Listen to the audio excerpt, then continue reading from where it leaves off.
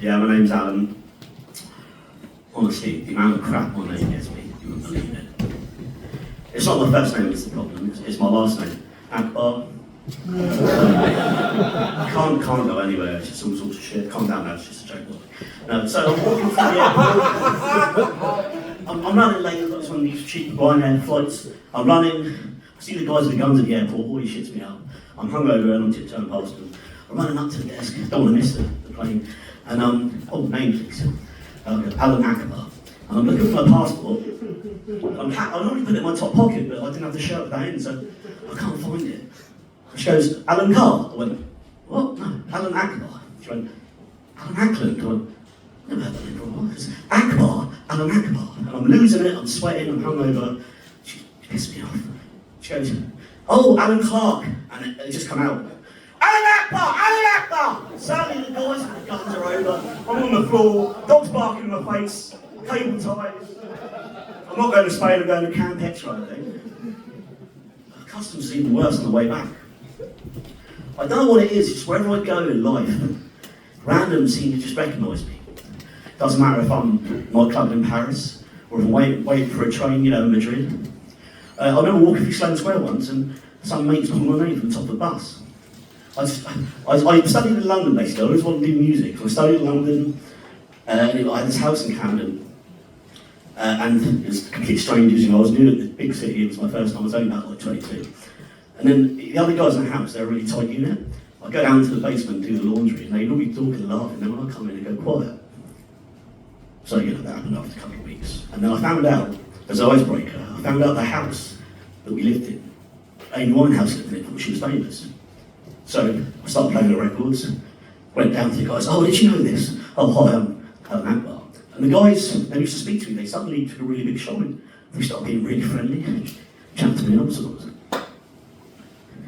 Anyway, as I got to know them, I found out they're actually a secret undercover Al-Qaeda terror cell. And they started talking, we had these lovely conversations about life and death, the wars in Iraq and Afghanistan. But they were trying to draw me in, I had to leave. I had to get out of London, I had to leave uni, I had to leave the house, everything. But I'd really got on well with them. They tried to make me go to jihad. And I said, no. You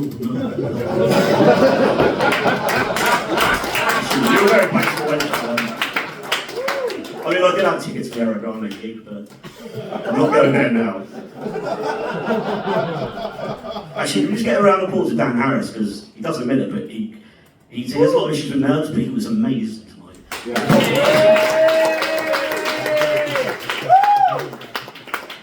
And this is going to be an interesting segue. So I hear the Taliban in the back. On the news the other day, I saw the G20 climate change, where all the world leaders go to pretend to give a shit about the Earth.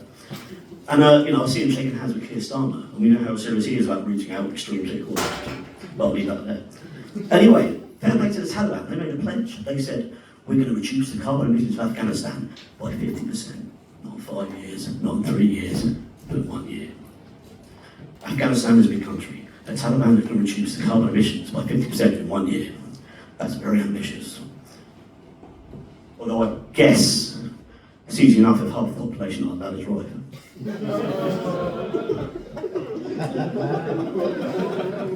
I always feel bad about that joke. I try to smooth things over, I think.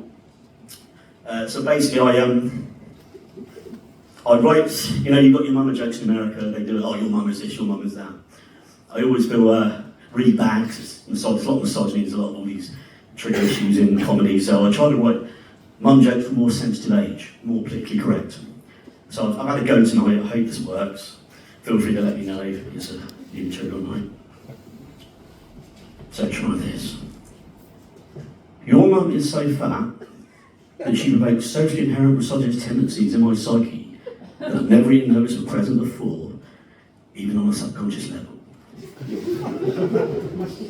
Hey, that one unfolds.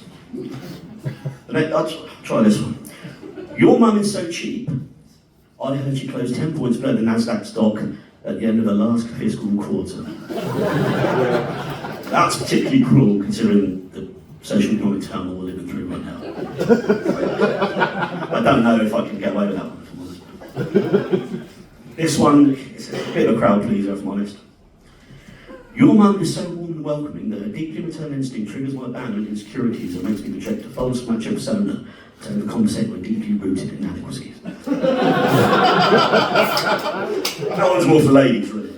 No, I wrote that because I feel I project a lot of my own insecurities in comedy, whether I realise it or not. If I do jokes, more often than not, it's about what's going on in my own anxiety.